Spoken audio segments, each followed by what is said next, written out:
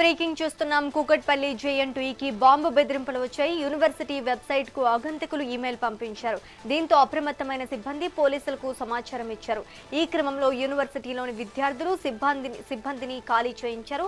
రంగంలోకి దిగిన bomb dog squad బృందాలు కాలేజీ ప్రాంగణంలో తనిఖీలు చేపట్టాయి. అనంతరం ఎలాంటి బాంబు లేదని నిర్ధారించారు. ఇంటర్నెట్ ప్రోటోకాల్ ఐడిని ఉపయోగించి ఈమెయిల్ పంపినట్లు పోలీసులు గుర్తించారు.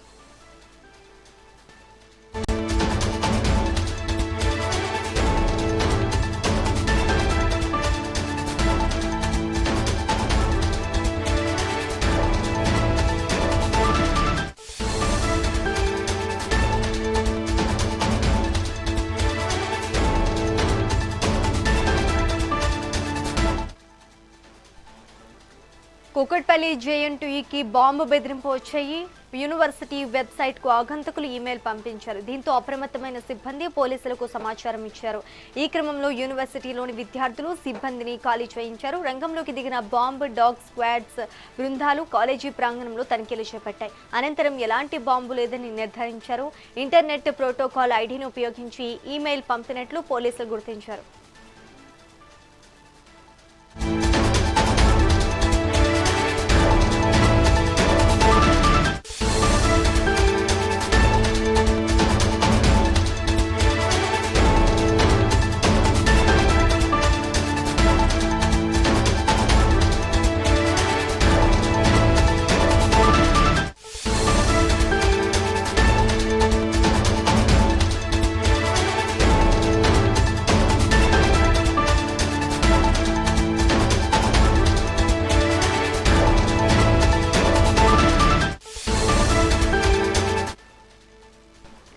కూకట్పల్లి జేఎన్టీయూకి బాంబు బెదిరింపులు వచ్చాయి. యూనివర్సిటీ వెబ్సైట్ కు ఆగంతకులు ఈమెయిల్ పంపించారు. దీంతో అప్రమత్తమైన సిబ్బంది పోలీసులకు సమాచారాన్ని ఇచ్చారు. ఈ క్రమంలో యూనివర్సిటీలోని విద్యార్థులు సిబ్బందిని ఖాళీ చేయించారు. రంగంలోకి దిగిన బాంబ్ డాగ్ స్క్వాడ్స్ బృందాలు కాలేజీ ప్రాంగణంలో తనిఖీలు చేపట్టాయి. అనంతరం ఎలాంటి బాంబు లేదని నిర్ధారించారు. ఇంటర్నెట్ ప్రోటోకాల్ ఐడిని ఉపయోగించి ఈమెయిల్ పంపినట్లు పోలీసులు గుర్తించారు. ఇక ఇదే అంశానికి సంబంధించి మరింత సమాచారం మా కరెస్పాండెంట్ రాణి అందిస్తారు. రాణి, చెప్పండి.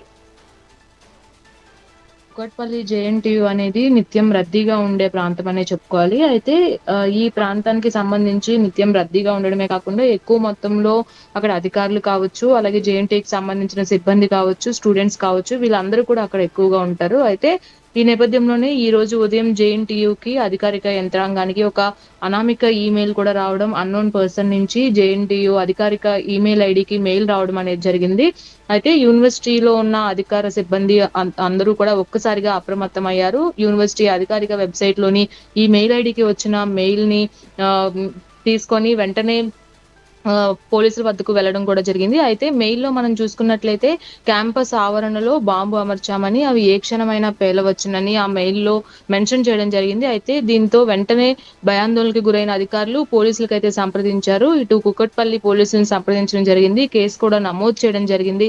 వెంటనే అప్రమత్తమైన కూకట్పల్లి పోలీసులు కూడా అక్కడ జేఎన్టీయూ ప్రాంగణం అంతటా కూడా భారీగా మోహరించడం జరిగింది. అలాగే ముందు జాగ్రత్త చర్యగా అక్కడికి బాంబ్ స్క్వాడ్లు అలాగే డాగ్ స్క్వాడ్ బృందాలను కూడా రంగంలోకి దించారు. అలాగే యూనివర్సిటీలోని ప్రతి విభాగాన్ని అలాగే అంగుళం కూడా వాళ్ళు సెర్చ్ చేయడం జరిగింది. క్లాస్ రూమ్స్ కావచ్చు, అడ్మినిస్ట్రేటివ్ బిల్డింగ్ కావచ్చు, అలాగే హాస్టల్స్ కావచ్చు, వీటన్నిటిలో కూడా తనిఖీలు విస్తృత స్థాయిలో పోలీస్ అధికారులు చేయడం జరిగింది. అయితే ఈ తనిఖీలు చేస్తున్న సమయంలో అక్కడ ఎక్కువ మొత్తంలో విద్యార్థులు ఆల్రెడీ క్లాస్ రూమ్స్ జరుగుతున్నాయి కాబట్టి క్లాస్ రూమ్స్ లో ఉన్న విద్యార్థులను, హాస్టల్స్ లో బస చేస్తున్న విద్యార్థులను, అలాగే అడ్మినిస్ట్రేటివ్ బిల్డింగ్స్ లో ఉన్న అధికారులను, సిబ్బందిని వీళ్ళందరినీ కూడా త్వరితగతిన సురక్షిత ప్రాంతాలకు తరలించడం జరిగింది. వాళ్ళని తరలించిన తర్వాత ప్రతి చోట కూడా అంగుళం కూడా వాళ్ళు సర్చ్ చేయడం జరిగింది. క్లాస్ రూమ్ లో క్లాసెస్ జరుగుతున్న సమయంలో ఈ ఘటన చోటు చేసుకోవడంతో అటు విద్యార్థులు కూడా తీవ్ర భయాందోళనకి గురైనట్లుగా తెలుస్తుంది. అయితే లోపల బయట కూడా గందరగోళ పరిస్థితి. ఎందుకంటే జేఎన్టీయూ చుట్టుపక్కల ప్రాంతం ఎంత రద్దీగా ఉంటుందో నిత్యం మనకి తెలిసిందే. అటు షాపింగ్ జోన్ కావచ్చు, అలాగే చుట్టుపక్కల ఉన్న బిల్డింగ్ లో కావచ్చు, ఎక్కువ మొత్తంలో హాస్టల్స్ కూడా ఉంటాయి కాబట్టి వాటన్నిటి ప్రాంతంలో ఉన్న వ్యక్తులు కూడా భయాందోళనకి గురయ్యారు. వాళ్ళందరూ కూడా ఒక్కసారిగా టెన్షన్ కి గురైనట్లుగా కూడా తెలుస్తుంది. అలాగే దాదాపుగా 2 నుంచి 3 గంటల పాటు కూడా క్షుణ్ణంగా తనిఖీలు చేశారు పోలీసులు. ఎక్కడా కూడా ఎటువంటి అనుమానాస్పద బాంబులు గానీ, అలాగే బాంబ్‌కి సంబంధించిన పదార్థాలు గానీ, ఇవేవి కూడా వస్తువులు కావచ్చు, ఎలాంటివి కూడా లభించకపోవడంతో అందరూ కూడా ఒకసారిగా ఊపిరి పీల్చుకున్నారు. అయితే ఇది కేవలం ఒక ఆకతాయి చేసిన పనే అని పోలీసులు చెప్తున్నప్పటికీ కూడా కొంచెం అప్రమత్తంగా ఉండాల్సిన పరిస్థితి ఎంతైనా ఉంది. అయితే ఇంటర్నెట్ ప్రోటోకాల్‌కి సంబంధించి కొన్ని ఫేక్ మెయిల్స్ కూడా ఇలాగే వస్తూ ఉంటాయి. వాటిల్ని హోక్స్ కాల్స్ కూడా అని అంటాం మనము.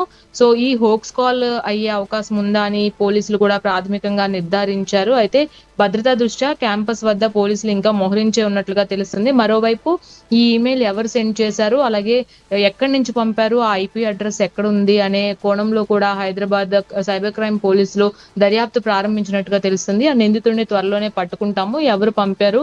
ఐపీ అడ్రెస్ ఎక్కడ ఉంది? అనే ఆధారంగా వాళ్ళు గుర్తించేందుకు కూడా ప్రయత్నిస్తున్నట్టుగా కూడా తెలుస్తుంది. అయితే గతంలో కూడా ఇలాంటి బాంబు బెదిరింపు కాల్స్ కావచ్చు, మెయిల్స్ కావచ్చు వచ్చిన సందర్భాలు చాలానే ఉన్నాయని, కాబట్టి సిబ్బంది గాని, విద్యార్థులు గాని, అలాగే జేఎన్‌టీయూ అధికారులు గాని ఎటువంటి ఆహ్, ఆహ్, ఎటువంటి ఆందోళన చెందవలసిన అవసరం లేదు అని కూడా పోలీసులు విజ్ఞప్తి చేయడం జరిగింది. అలాగే దాంతో పాటుగా ఇటు యూనివర్సిటీ అధికారులు కూడా మాట్లాడడం జరిగింది. భద్రతా పరంగా మేము క్షుణ్ణంగా భద్రతా ఏర్పాట్లు ప్రతిరోజు కూడా తీసుకుంటాము. అన్ని జాగ్రత్తలు తీసుకుంటాము. క్యాంపస్‌లో పరిస్థితి ప్రస్తుతం అదుపులోనే ఉంది. ఇంకా భద్రత పెంచే అవకాశం కూడా ఉంది. కాబట్టి ఎవరు ఎటువంటి ఆందోళన చెందాల్సిన అవసరం లేదు. యథావిధిగా క్లాసెస్ జరుగుతాయి. కాబట్టి దీనికి సహకరించాల్సిందిగా విద్యార్థులకు కూడా గైడ్ చేయడం జరిగింది Sreeja. Right. Thank you for the update Rani.